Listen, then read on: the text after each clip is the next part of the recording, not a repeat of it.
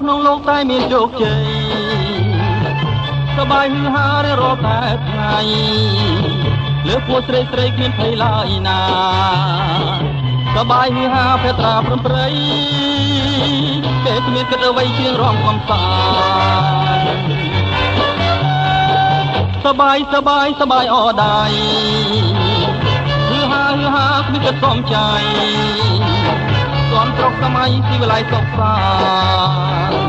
អក្សរាជាស្រីស្រពបំផានតាគេជាកូនអ្នកហាទេហើយតែប្រងគ្មានចិត្តស្មោះផងឡើយពេលនៅមុខភរិយាហាងដូចជាត្រឹមត្រូវក្រៃចេះគប់ឲ្យប្រពន្ធទុនចិត្តគ្រាន់តែកំបាំងមុខប្រពន្ធភ្លាមចិត្តប្រើឡើងឈាមជ្រើមគ្មានអាណិតឲ្យតែឃើញស្រីស្រឡាញ់គ្មានគិតខ្ញុំថានេះពិតឬមួយក៏ខ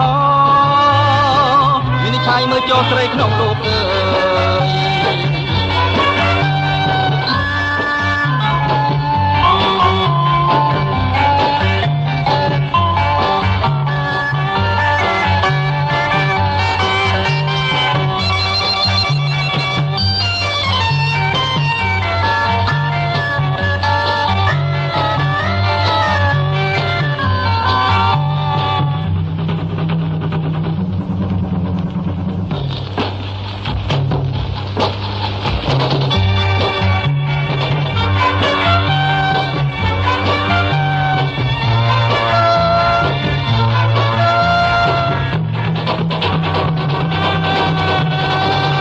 ប្រក្នុងលោកតែមានជោគជ័យ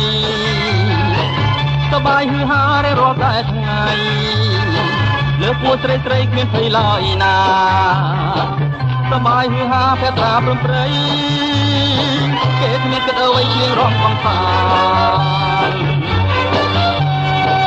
សបាយអរដៃហឺហាគ្មានគិតសំចៃស្នស្រុកសម័យស៊ីវិល័យសុខសាន្តអក្សរាជាស្រីស្រពបំផានតាគេជាកូនអ្នកហាទេ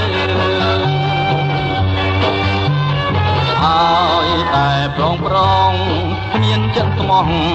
ផងឡើយពេលនៅភរិយាហាងដូចជាត្រឹមត្រូវក្រៃចេះគប់ឲ្យប្រពន្ធទុនចិត្តគ្រាន់តែកំបាំងមុខប្រពន្ធភ្លាមចិត្តប្រើឡើងឈាមជ្រើមគ្មានអាណិតឲ្យតែឃើញស្រីស្រឡាញ់គ្មានគិតខ្ញុំថានេះពិតឬមួយក៏ខវិនិច្ឆ័យមើលចោលស្រីក្នុងលោកអើយ